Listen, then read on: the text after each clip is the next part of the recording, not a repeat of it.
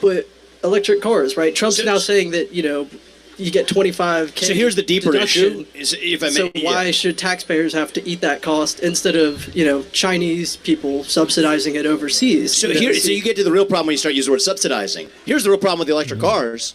Is that taxpayers have been eating the cost since the advent of electric cars in the United States, because taxpayers are paying for some guy in California to buy an electric vehicle at the expense of a guy who wants to buy a gas-powered car in Georgia or in the state of Ohio. So that's the root cause in the first place. So I would say that, see, here's the thing, and this is where I actually really agree with the bang of Charlie's statement, which is we've never really had the libertarian utopia because we were never operating according to capitalist principles in the first place. So we've had, the state subsidies in the first place, and Donald Trump's in favor of this, by the way. Yeah. Like he says, and I agree with this too. I mean, I'm a friend of Elon Musk. I like the fact that he's got Tesla, and that's great. We just shouldn't have the taxpayers paying for other EVs. And the beauty of this is actually, if we got rid of the EV subsidies, a lot of people don't know this, Tesla would actually be better off because a lot of the other Ford and GM and inefficient makers are the ones relying on government largesse in the first place. And so, in some ways, we're in the worst of all worlds, actually. We're neither following Hayek or Mises, nor are we actually doing what's best for American workers or manufacturers, and actually pick either of those options. It's going to be better than the state of affairs that exists today. And I think Donald Trump, he's a pragmatist. He gets it. And so that's why to libertarians out there, you got to, you could look at a textbook and say that Donald Trump's not going to be your ideal candidate. But if you look at who actually over the course of 4 years in office better followed those principles, no doubt about it, it's not even the libertarian candidate for U.S. president this time. It's Donald Trump.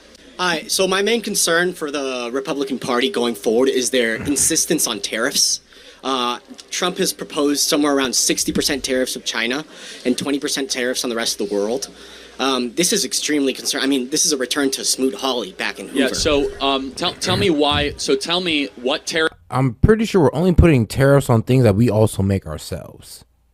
So if we don't make it ourselves, I don't think we mind getting it from somewhere else because we were never producing it. But then again, though, if we want to start producing these items for ourselves, it will be a good idea to place tariffs. So it entices these countries to, to regain their profits. They'd have to bring it in here. They have to bring their jobs here. So I ain't gonna lie. Yeah, that tariffs once again used as a damn near a bargaining chip. It's a financial tool. It can be used for good or bad. You can use it to destroy the economy. You can use it to entice businesses to come into your economy. Tariffs currently, because we have over 300 of them on the books, that you think are currently harming the American economy? So I don't know. I can't tell you exactly every tariff on the books. Tell me one. Okay. The tariff that Trump imposed on washing machines back in 2017, I believe it was. If you look at the statistics for household appliances in general, they have increased the price, and Biden has actually kept that tariff in play. And obviously, this is something that's kind of. So do you want to tell us? So he put in tariff on washing machines, and what did Americans start doing? They started buying American-made washing machines because they were now the cheaper option. Or there was an increase in American-made washing machine purchases because now people are not just going off the price. It doesn't strike at the core of consumers, but it's still. If the tariffs increase across all goods, they will increase prices. Yeah, so I guess two questions with tariffs. How do you avoid a tariff? You don't put one on the other country. No, let's pretend you're Toyota. How do you avoid a tariff coming into America? Oh, you transfer the money, the cost to the consumer. Nope. No. Why not? No. How do you avoid a tariff if you're Toyota? I'm not sure. You operate in America. Exactly. That's the only way. And again, to Seth's point, and the overall point of the tariffs that Trump plans on implementing is their tool, a leverage tool to be used to make these companies play ball.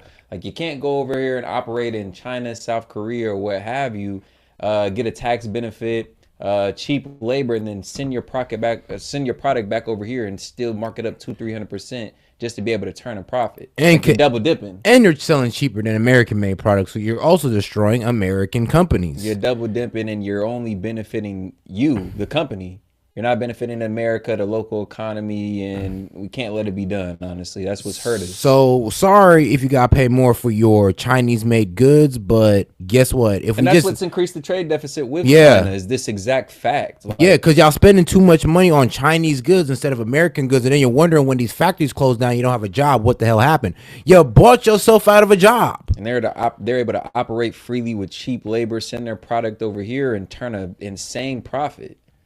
Sure, what you're asking. You build the car in America. Oh, okay. Boom. Okay. So understand. it's not I a trick. understand. Hold on, it's not a trick question, Yeah, right? yeah. So let me tell you what's happened. For example, Lyndon Baines Johnson, not my favorite president, put a 25% tariff on pickup trucks. Most people don't know this exists. Toyota actually, per capita, has some of the most popular pickup trucks in the country. Who here knows a Toyota pickup truck? I guarantee some of you guys do. They make all of them in America to avoid that tariff. So when you're the incumbent economic power, tariffs are actually really, really helpful. Now, if you're a small fledgling country such as Portugal, tariffs can be Oh God, the problem, and bro, it made their truck unappetizing. When he put them tariffs on there, they was like, all right, look, I guess we got to make them in here so we can bring them back down to that price that everybody wants. Because let's be real, they brought that truck in there and it got better mileage and all that good stuff, and it was a problem. But if you make it more expensive, then everybody's going to be like, you know what, let me just go to the American-made product instead. Yeah, y'all got it. But if he makes it here, we can go ahead and give you that price that you want. Or you can go ahead and set the price that you want because, well, at the end of the day, at least you're being competitive in our market and not somebody else's. At least the money is circulating in our economy and not the Chinese economy. really, really disastrous because you do not have the global reserve currency status. There's been a lot of fraudulent and flimsy economic studies done by major corporations that have made you seem as if free trade is the greatest thing ever.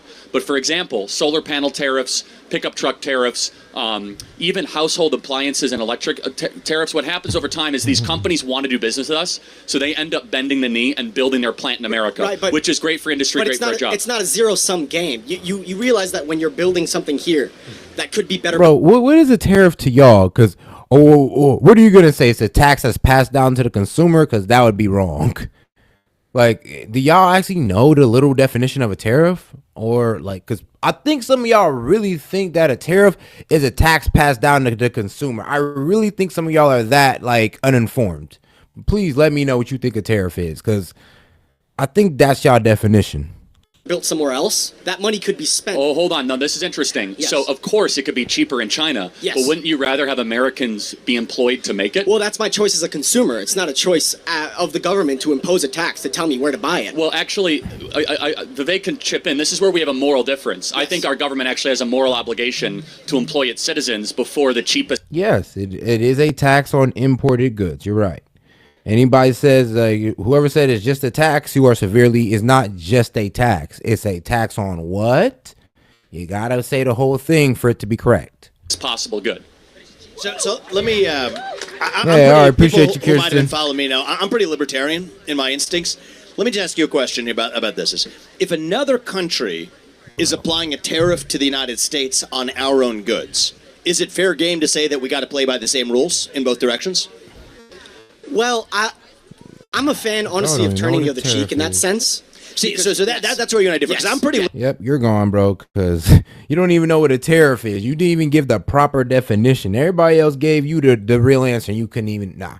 Sorry, bro. You're done. Libertarian on Yes. a lot You're just of, here to troll. I mean, You're not even here to learn. But I think we actually land in a very similar place. Well, I land in the same place as Donald Trump does when you look at his actions as U.S. president.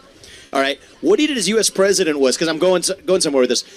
First of all, you take another country that puts a tariff on us. What we have been doing is turning the other cheek for too long.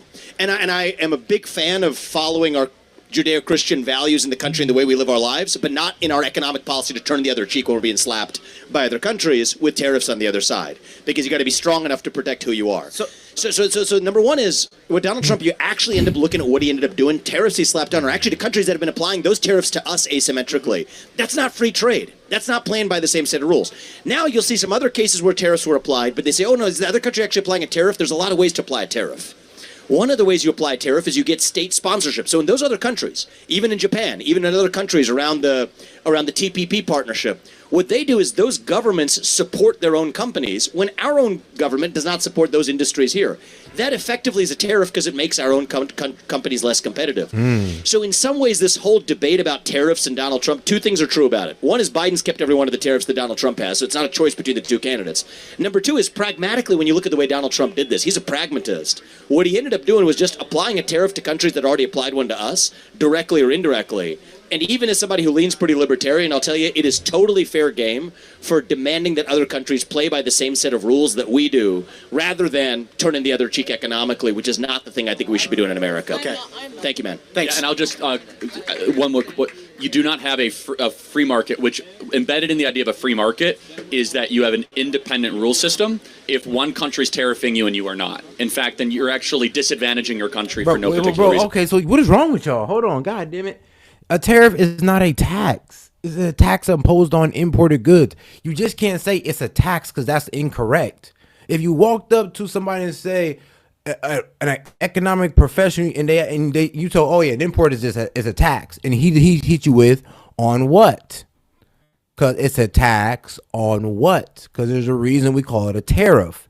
A tariff is a tax on imported goods. You just can't say it's a tax. Because that's like, bro, that's not even like, bro, a tax is a tax. A tax has its own definition. Like, bro, a tariff is not another word for tax. Like, dog. Thank you very much. We appreciate it. Thank you. All right, I just want to say thank you for coming to Georgia State. My name is Alex, and I agree with you on a lot of points. However, one thing you said earlier today, specifically on the Ukraine-Russia war, is that you said you don't believe that Russia's our enemy, and I just have to disagree with you because I believe any anti-democratic, anti-American, anti-freedom state is our enemy, including multiple nations in Africa, Asia, China, North Korea, including Russia. And I also agree, this isn't very popular, but not right now because I don't believe that U.S. should get more involved with the Ukraine war. However, I do believe that we should accept more NATO applicants, including Taiwan, Japan, Taiwan and NATO? Yes. The North Atlantic. You know that's like. It's I know. Yeah. It's like putting Cal in the ACC. Yeah. Bro, That is hilarious. But the only reason I believe that is just because It's like putting Cal in the ACC. It's like putting the USC in the Big Ten. And for those of y'all who don't get the reference, it has nothing to do with us. Essentially, putting Taiwan in NATO, that's just going to cause problems for us. Like in the concept alone, I can see how that would cause issues for us. Think about how many issues this caused for us trying to add Ukraine to NATO. Now we're going to add Taiwan? Add them to the bill? Like, come on now. You're tripping. I believe it's our, role in the world. Our duty. Not many people believe this, but it's Our our role civic in the duty world as to Americans. protect democracy and freedom. Yeah, sure. So, look, I understand the impulse. I think our role, the role of U.S. elected leaders, is to make sure that U.S. citizens actually prosper. I agree. And the best thing we can do for other democracies around the world is to set an example of what's possible in the United States. Because if the shining city on a hill no longer still shines, no other democracy has a chance. I agree. So why do you believe it's the moral responsibility of the United States to make sure other countries follow our exact model of the way we govern ourselves when they might be perfectly well governed in a different way than the way we choose to here? Well, I believe that applies to democratic nations like the United Kingdom and Germany, other NATO countries, and Taiwan. But while they all have their issues, But it's like Saudi Arabia an enemy of the United States because they have a king? No. Okay, so what you said, so I think that your position is maybe a little bit different than what you said, which is that, do you think that the United States of America should view any nation that's not democratic as an enemy? I don't think so, because otherwise half the world would be our enemy. Yeah. So it's not our job to be the global policeman. And you know who suffers when that's the case? It's actually you and your generation. How old are you, man? 17. You're 17 years old. $35 trillion national debt in this country's fallen on your shoulders. $8 trillion of that is due to wars in Iraq and Afghanistan that we overstayed and or should not have been in the first place. And it's going to be somebody else's gun over your shoulder fighting somebody else's war in somebody else's trench if we volunteer to be the global policeman. That's not the role of the United States. The role for the United States in the world is to show what is possible when we live by the ideals that made this country great the first time around. That's how we're actually going to make America great again. It's not for even my sake or Charlie's sake. At this point, we're older than you guys. It's going to be for you and your generation to make sure you don't find yourself fighting for somebody else's freedom in a country where they may not even want it because we think they want democracy, where that isn't the way their cultural tradition has worked for as long as their countries existed. It should not be our job to view that government as an enemy and fight for it. It's a mistake that, frankly, Republicans and Democrats have made over the last 30 years, and it's time for it to finally stop. And Donald Trump, I'll give him credit for this. He was a guy who in 2016, this is what the Republican Party used to think. He showed up on that debate stage, and the first guy to say the Iraq War was wrong wasn't a Democrat, really, with prominence. It was Donald Trump in 2016. And that's, I think, the future direction of the country. Thank you, man. I agree with Thank you, guys. Thank you. Hey, I ain't gonna lie, man. You gotta love it when like he teams up with Vivek, cause they're just such good debaters. Like I'm telling you, A vicious combo. man. But let's see here. I think I got Oh wow. You wanna watch the Kamala? Why not? All right, man. We're gonna bring up this Kamala Harris CNN interview.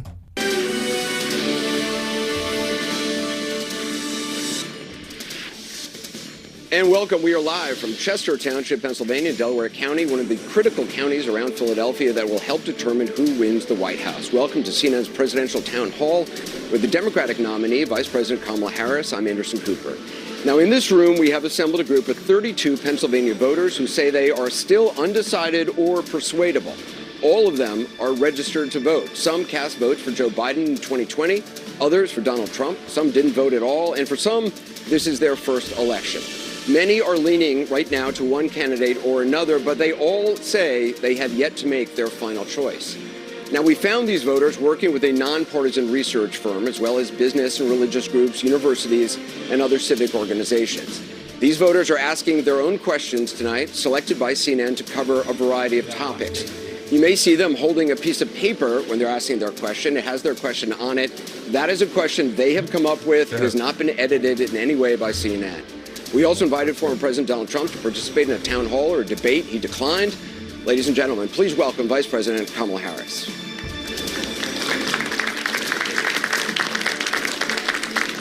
And Vice President, thank you. Appreciate it. Thanks. We have a mic right here. Thank you. Thank you so much. Good evening, everyone. Good evening. Thanks so much for being with us. We're going to get to the audience in just a second. I want to start by asking you, though, for weeks you have been calling Donald Trump unstable, unhinged. You've called him dangerous. You've quoted General Milley recently, who called him a fascist. Today, you quoted General Kelly, who said that Trump repeatedly praised Hitler. Yeah. But there are tens of millions of Americans right now who have heard all those things, and they don't buy it, or even if they do, they're still going to vote for Donald Trump. He's arguably more popular now than ever. You have 13 days to go. What do you say to those voters to convince them? Because some of them are in this room. Sure, and I thank you all for taking the time to be here. And you could be doing a number of other things with your time. So this really is proof that we love our country. People are engaged, Anderson, and really want to talk about the issues. And so the issue that you raise, yes, I do believe that Donald Trump is unstable, increasingly unstable, and unfit to serve. And I don't necessarily think that everyone has heard what you and I have heard repeatedly, which is the people who know Donald Trump best, the people who worked with him in the White House, in the Situation Room, in the Oval Office, all Republicans, by the way, who served in his administration. She said, let me take a second to reinforce the narrative that he's a fascist. He's comparable to the infamous German with a mustache. And man, I'm trying to tell you, it's just a tired narrative.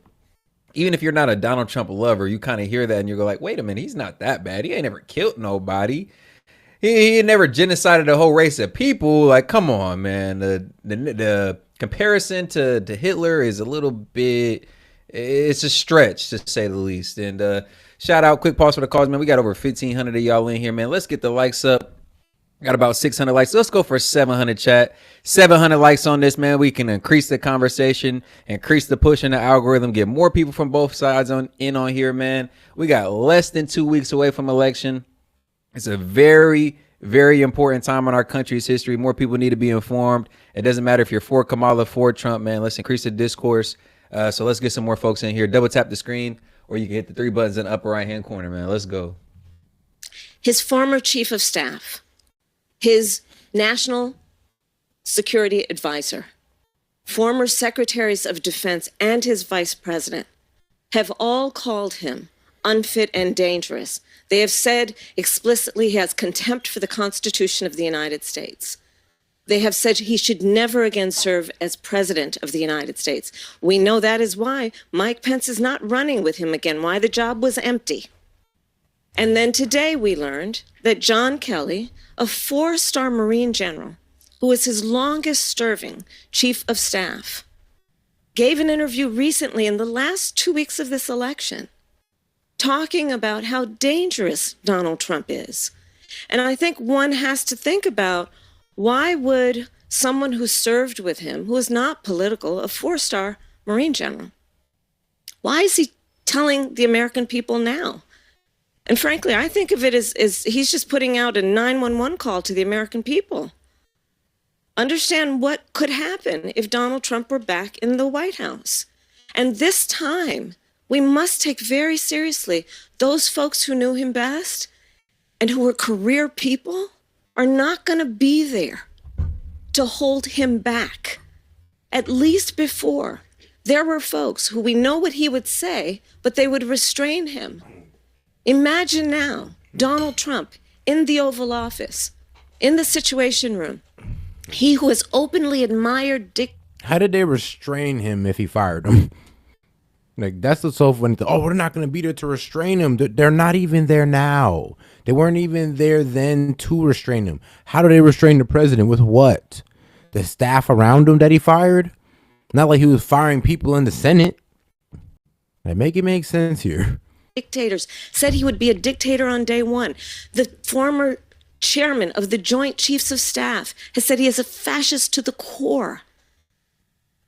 So I think that when the American people reflect, especially those who are undecided, on who you should listen to, don't take my word for it. In fact, go online and listen to John Kelly, his voice, talking about what he thinks of Donald Trump 2 weeks before the election. Because I think we all know, to your point, Anderson, it is close, but there are undecided voters who clearly, by being here, have an open mind, want to talk in a way that is grounded in issues and fact.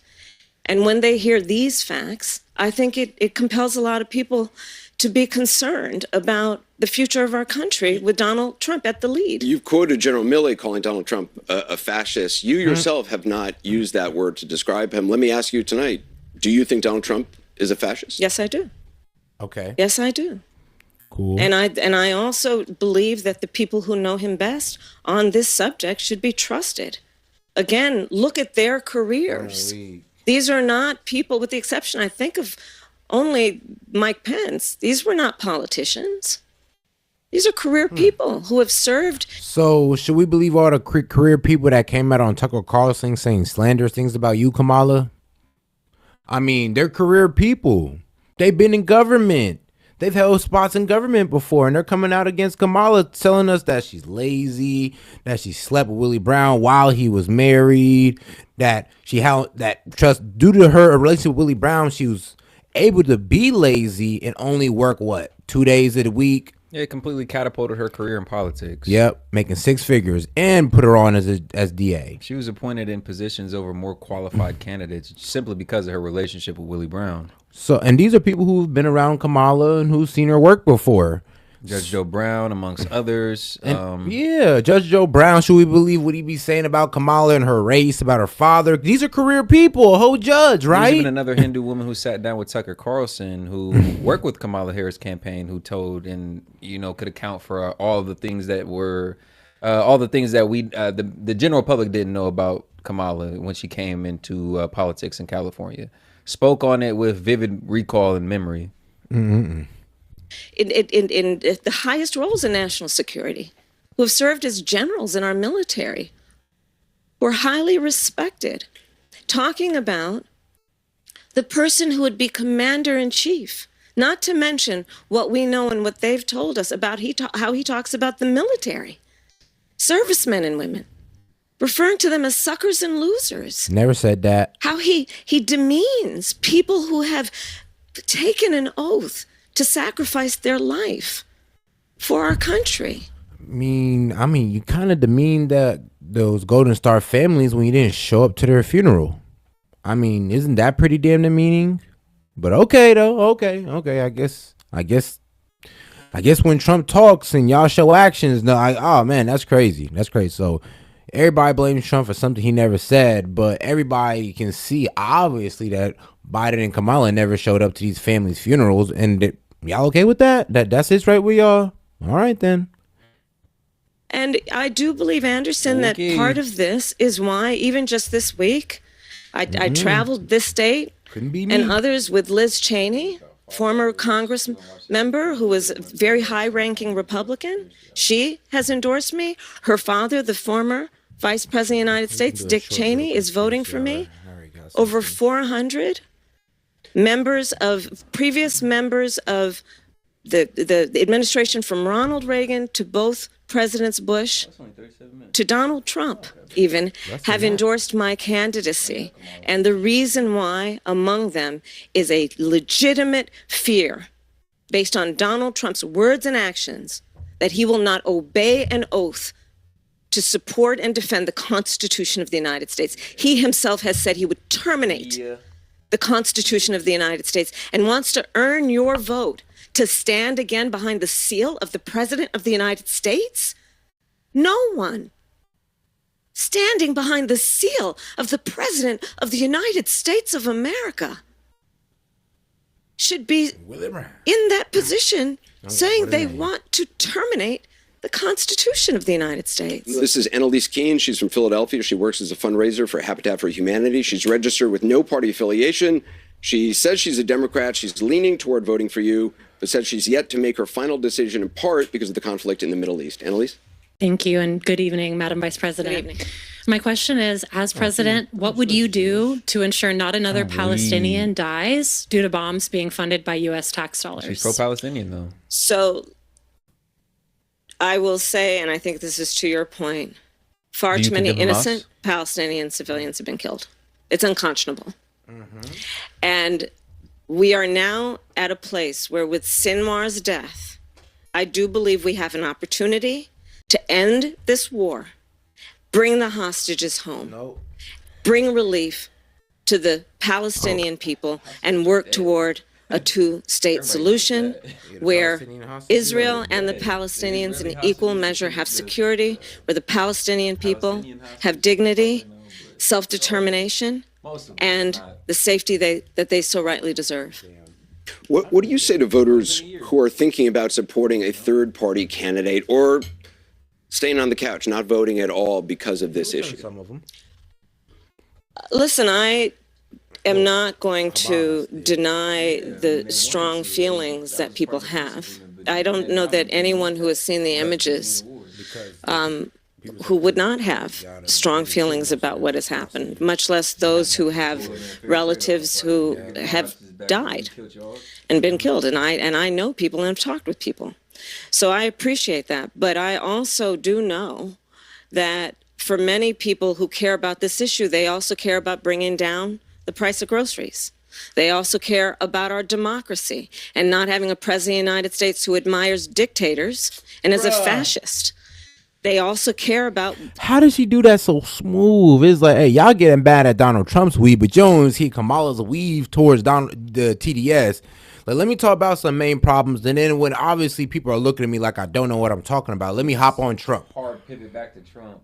It's like line towards Trump, like in Trump and dictatorship. I'm like, wait, whoa. You was just, I thought you was about to talk about policies. Like, it is crazy though. Like, and we made this exact point on stream multiple times. You would think she would just speak on her policy. Like, she shouldn't really need to talk down on Trump as much as they do. Just speak on your policy. If your policy is that strong, then that should garner votes. But the lack of policy, the lack of thought, or just the lack of character on Kamala's part, it makes it to where they have to shit talk Trump. That's all they have. That's their strongest stance, is being like, oh, he's a fascist, he's a dictator, he's going to be like Hitler, instead of just speaking on their policy. Man. The fact that we need practical, common sense solutions from a leader who is willing to work across the aisle on behalf of the American people and not themselves. They want a president who cares about a fundamental freedom to make decisions about your own body. understanding that we're not trying to change anyone's belief, but let's not have the government telling women what to do with their body. I want you to meet Beth Sandberg. She's a realtor, a mom of 4 from Ballackinwood, Pennsylvania. She's a registered Democrat, says she's undecided because of concerns about anti-Semitism. Beth? Hi, thank you for being here. Thank you, Thank Beth. you for remembering we need to bring the hostages home. Of course. The rise of anti-Semitism and violence from anti-Semitism has risen greatly on college campuses and on our city streets in the last year. How would you combat this growing trend and protect our young adults? Thank you, Beth. You are right, and I will say that we have seen a rise in anti-Semitism. It is something that we have to be honest about and we have to deal with. As Attorney General, I actually published a hate crimes report on a regular basis, and anti-Semitism was among the highest forms of hate in our country, and this was before October 7th. And we know what we've seen since. Part of what we've got to do is talk with people so that they understand what are the tropes, what are the roots of what we are seeing, so that we can actually have people be more understanding. We need to have laws in place that make those who would commit crimes on behalf of anti-Semitism and hate, that they pay a serious consequence. We need to have the deterrence so that doesn't happen. We need to ensure that college students are safe in their school and feel safe to be able to go to class. But I'm going to tell you what doesn't help. Again, I invite you to listen and go online to listen to John Kelly, the former chief of staff of Donald Trump, who has told us, Donald Trump said, why aren't my generals like those of Hitler's? Now, I'm joking, but to play into the point, yeah, why aren't my generals like Hitler? Why aren't they trying to move on command so I can help this damn country? How Hitler have had better ride or dies than me? I give y'all a free damn country and I ain't got no ride or dies? Crazy. Give y'all a good economy and I can't get no ride or die generals. Yes, I'd be offended as well. But no, he never said I want ride or die generals like Hitler. And it can't even be verified. This is a quote unquote private conversation one of his generals had with him. So there's no news reports or media outlets that can even verify the conversation. It's hearsay. Yep, he said, she said. And if you look at the exact quote, he said something like, because if he actually said that and it proven not to be true, it's defamation. Like, bro, you can't even verify it. There's no way to verify the claim. Like I said, it's just something they say, and of course the left in the Harris campaign was going to latch onto it, like, add that to the next rally. He's like Hitler. He had a conversation with his general. He said it himself. Yeah, no, he never said that. Like I said, if you actually look up what bro said, he said something to the liking of, yes, something to the effects of. And then other people around, bro, here's the thing, other people around Trump are coming out and being like, yo, he never said that, and I've been around this man like 24/7. Purportedly, by the way, because like I said, it can't necessarily be disproven or it can't necessarily be verified. So yeah, because we got other people around Trump who are coming out saying, no, that's not the case. He never said anything like that. All right. And it's right now it's 2 versus 1. So 2 Trump, like 1 Hitler, that guy. who has referred several times. We've heard the reports for years. Do you believe Donald Trump is anti-Semitic? I believe Donald Trump is a danger to the well-being and security of America. You ain't gonna say that. He has said that he's casting himself as a protector of Israel. Do you believe you would be more pro-Israel than Donald Trump? I believe that Donald Trump is dangerous. I believe that when you have a president of the United States who has said to his generals, who work for him because he is commander-in-chief, these conversations, I assume many of them took place in the Oval Office. And if the president of the United States, the commander-in-chief, is saying to his generals, in essence, why can't you be more like Hitler's generals, Anderson? Come on. This is a serious, serious issue.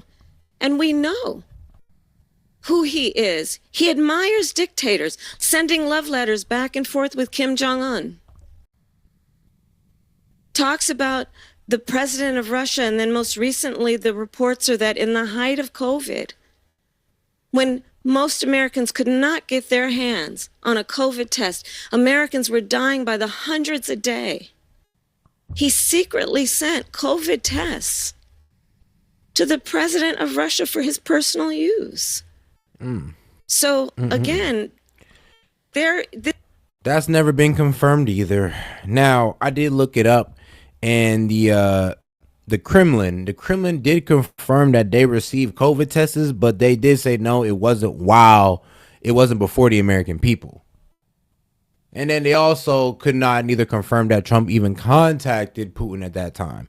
But it is funny how they try to say, oh, he sent it there before the American people. And I'm just like, hold on, we're talking about the same person that warp speeded a vaccine regardless of the results of it. We're talking about that same guy that did that. Gave what? Testing machines to Russia? Like, make it make sense. Make it make sense. Oh, wow, people over here dying. And y'all can't confirm it? Like, who dropped it off? All right, cool. Where's the military? Where's the shipping ledger? What company dropped it off? What military group dropped these stuff off? Prove it. There should be some type of trace of these things being dropped off on a date where it proves that, oh yeah, American people were dying. They didn't even get this stuff before Russia did. Y'all can't prove that. It's impossible to prove it. And not impossible, but it's impossible for the average person to prove. This especially if the military is involved. election in 13 days is presenting the American people with a very significant decision. And on the one side, on this issue of who is going to model what it means to use the bully pulpit of the President of the United States in a manner that in tone, word, and deed is about lifting up our discourse, fighting against hate, as opposed to fanning the flames of hate, which Donald Trump does consistently. I'm going to tell you, we are an incredible country, and we love our country. Y'all wouldn't be here unless we love our country. And there are certain things where we've just got to come together and realize that we do believe in the importance of healthy debate on real issues, but there are certain standards we've got to have. And, you know, another point that even John Kelly talked about, I believe, and many have, is January 6th, where you have the President of the United States defying the will of the people in a free and fair election and unleashing a violent mob who attacked the United States Capitol. 140 law enforcement officers were attacked. Some were killed. And so I say that to say the American people deserve to have a president who encourages healthy debate, works across the aisle, not afraid of good ideas wherever they come from, but also maintains certain standards about how we think about the role and the responsibility, and certainly not comparing oneself in a clearly admiring way to Hitler. And we are back with Vice President Kamala Harris. I want you to meet Rob McPherson. He's the Chief Marketing Officer for a local organization. He's registered Republican from Media, Pennsylvania, who told us he's leaning towards voting for you, but has concerns about what he calls shifts in your policy positions. Rob? Thank you. Thank you for being here, Vice President Harris. So welcome to Delco. Thank you. Here in Delco, we pride ourselves in being authentic. Yeah. And much of what we have much of what you've been saying with regard to issues like law and order and fracking reflect a more centrist view than what people are used to hearing from Kamala Harris, leaving some voters to wonder about the authenticity of your current, more moderate positions. Can you talk a little bit about how your positions have shifted and why? Sure, and thank you. So first of all, on fracking, I've been very clear. We kind of dispensed with this in 2020. I am not going to ban fracking. I did not as vice president. In fact, as vice president. But there's a lot of things you didn't do as vice president. You didn't shut the border down. You ain't ban fracking, which we're happily happy that you didn't do. And you didn't handle the foreign relations either. So, yes. Yeah. There's a lot of things you ain't do during your vice presidency. And it's kind of crazy. But you were talking about banning fracking. You were talking about it. And thank God it never happened. I cast the tie-breaking vote that now has opened up more fracking leases. My value on the issue of what we need to do to invest in a clean energy economy and a clean energy future has not changed. But frankly, I now have the experience and perspective of having been vice president for almost 4 years. I've traveled the country. I know that we can invest in a clean energy economy and still not ban fracking and still work toward what we need to do to create more jobs and create U.S.-based jobs in a way that will be globally competitive. Wow. On the issue of law and order, as you mentioned, I think there's just a whole lot of How you going to do that? By raising taxes on the wealthy. If you're going to raise taxes on the wealthy, that means you're going to make it unappetizing for companies to want to move over here and build in America. So how does the tax on unrealized gains help that? Because other countries not only have lower corporate tax, you can also pay companies lower. I mean, you can also pay your workers lower, and there's no tax on unrealized gains. So what are you talking about making it more competitive when your whole tax plan goes against that? Information, to be honest with you. I have personally prosecuted very serious crime. It's how I started my career. I spent most of my career as a prosecutor, not in Washington, D.C. And as my first priority had and remains as a first priority to me, the safety of the American people. So that has not changed. And sadly, I think that there's a bit of misinformation, if not more than a bit. But I'm glad that you raised the subject so that I can address it. But just if you don't mind, just let me just finish. Because I think the spirit of your question is really important, and I'm glad you raised it.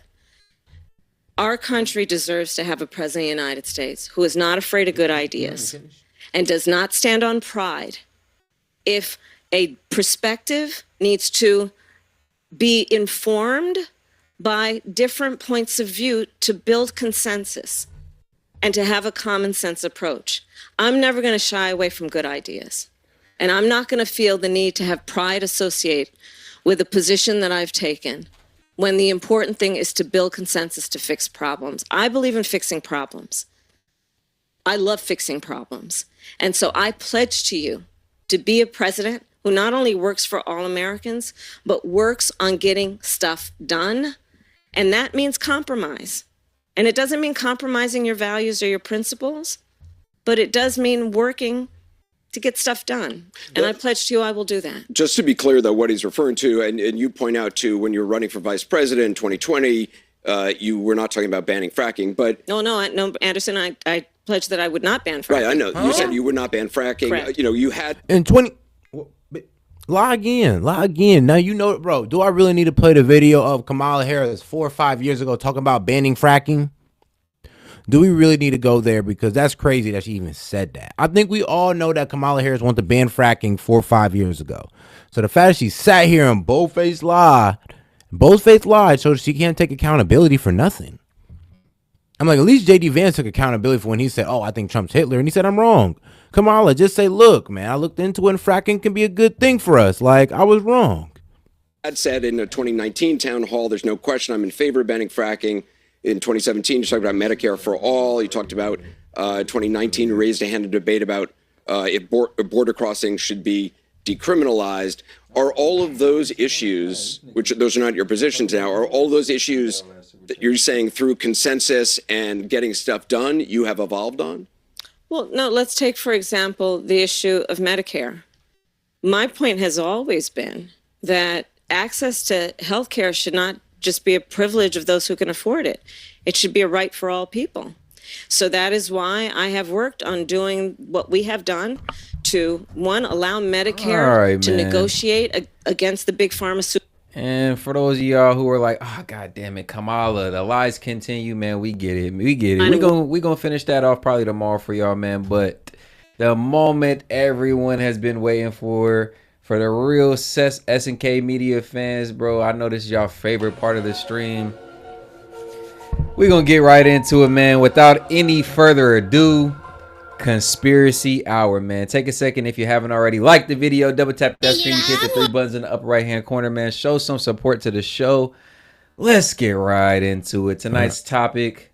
Go ahead, Seth. And then all right, tonight's topic is symbols of power. Deciphering the language of the secret elites. So let's get into it, guys. Remember, Super chat, any question or comments, man? Help support the show. We appreciate y'all for tuning in.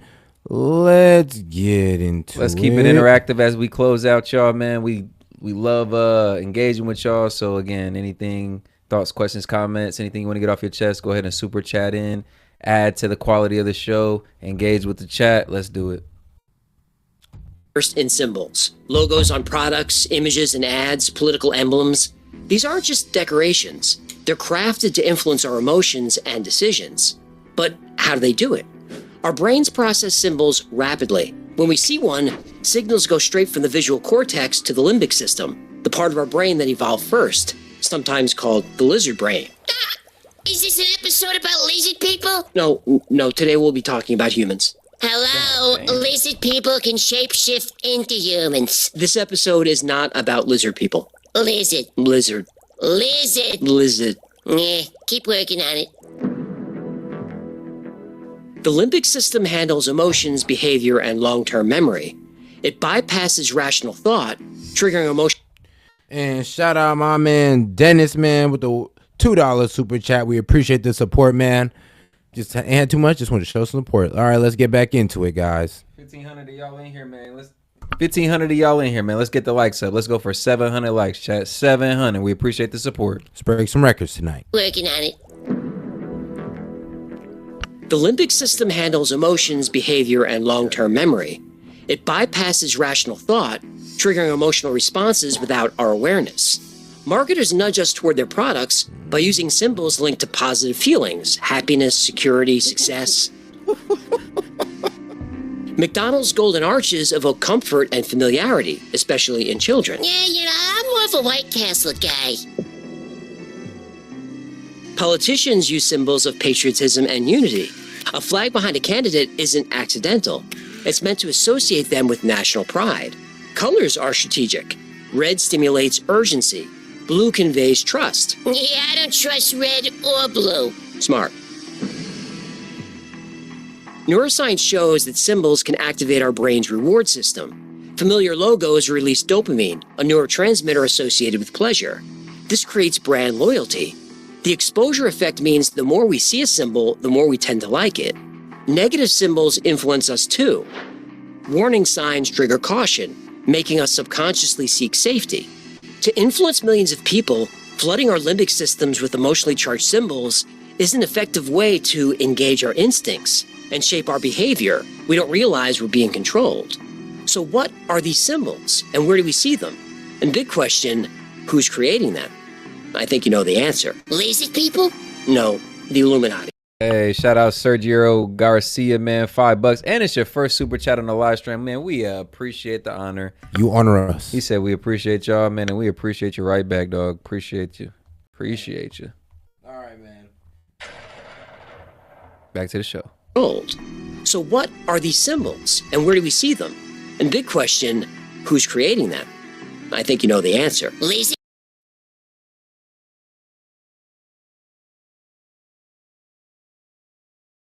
Oh, my bad. Shout out Kip Lewis. It's your first super chat on the live stream, bro. You honor us with that support, bro.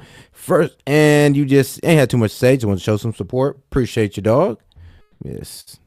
So we can... Behavior. We don't realize we're being controlled. So what are these symbols, and where do we see them? And big question, who's creating them? I think you know the answer. Lizard people? No, the Illuminati. Yeah, 6-1.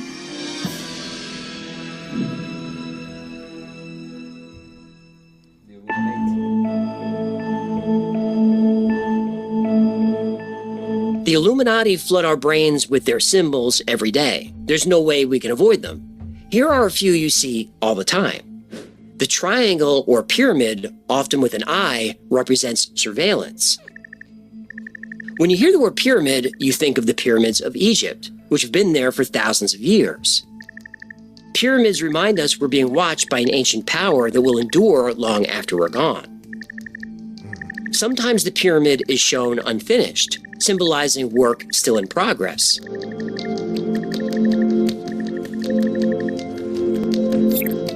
Next is the owl, a symbol of wisdom, but also a symbol of the night, representing secrecy and hidden knowledge.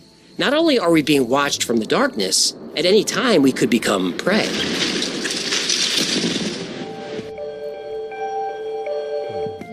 The owl is an important symbol at Bohemian Grove, a secluded retreat where some of the world's Shout out most Al powerful Jones. men gather every year. Members include just about every Republican president and other notable figures like Colin Powell and Dick Cheney. But Bohemian Grove isn't a right-wing group. And shout out Jennifer Collins, man, with the $2 super chat. We appreciate the support, sweetheart, man. Appreciate y'all. Here, members include just about every Republican president and other notable figures like Colin Powell and Dick Cheney. Yeah, man, we do it for y'all. But Bohemian Grove isn't a right-wing group. Democrats like Jerry Brown, JFK, Jimmy Carter, and Bill Clinton have been linked to the Grove. All camps and members, 1930. Nixon called it the most Aggie thing he'd ever seen, or let's just say this for a better term of words, the most gayest thing he's ever seen. That's what Nixon called it. Except he used the F word. Yeah. To 1997. The most bundle of sticky. If y'all catch my drift. It's crazy. Other notable members are John D. Rockefeller and Henry Kissinger. And speaking of those two, in an upcoming Illuminati episode, I'll give you the actual names of the people allegedly pulling the strings. Let me give you a little teaser there. No, don't. Rockefeller, Kissinger, Rothschild, Soros, Gates, Bush, Brzezinski, Cheney, Obama, Epstein. We don't joke about the Clintons. Wait. We can say some names, but not others? Oh, right. Hey, Talking about the ever gonna Clintons see get that your body. playlist? Nope. Uh-huh. Don't attempt this some week. At the start of the Bohemian Grove retreat, a human effigy is burned to represent casting away worldly concerns.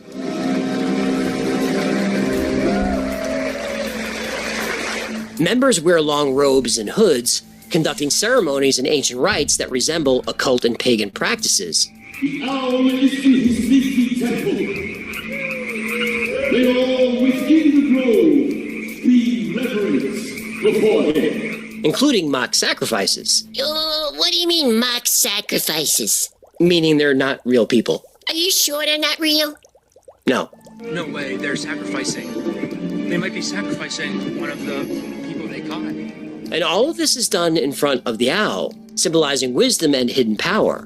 The owl can see through darkness, and in that darkness is where the members influence global events. Yeah, here's where you see all the pictures online. And that's the owl statue. Holy Dude, I'm actually here. This is insane. The chevron makes us think of the military, a structured authority that uses force to remain in power. Pentagrams and the number 666 we associate with the devil and black magic. And whether you're religious or not, you know these symbols come from paganism, Satanism, and the occult. Google Chrome's logo has been linked to the number 666. Isn't occult and paganism just seen as anything that is like one of the Abrahamic religions, right? Well, yeah, mostly. And occult? Occult and paganism is damn near seen as anything like outside of, the Abrahamic religion. Even though some of the occult traditions actually align with some of these Abrahamic religions. It is wild. It's suggested in the Walt Disney logo. The Monster Energy logo shows 3 claw marks. Hey, shout out Rose City Ramona, $5, and it's your first super chat, man. That's my favorite thing to see. First super chat on the live. You honor y'all us. chose to spin it here. We appreciate the support. Thanks to you. It's suggested in the Walt Disney logo. The Monster Energy logo shows 3 claw marks resembling the Hebrew letter Vav, representing the number 6 in Hebrew numerology. Some even point out that Fox can be linked to 666 through numerology. F-O-X.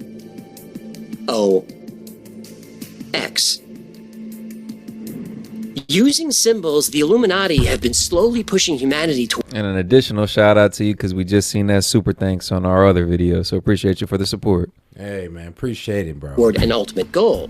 And to find out what it is, just open your wallet.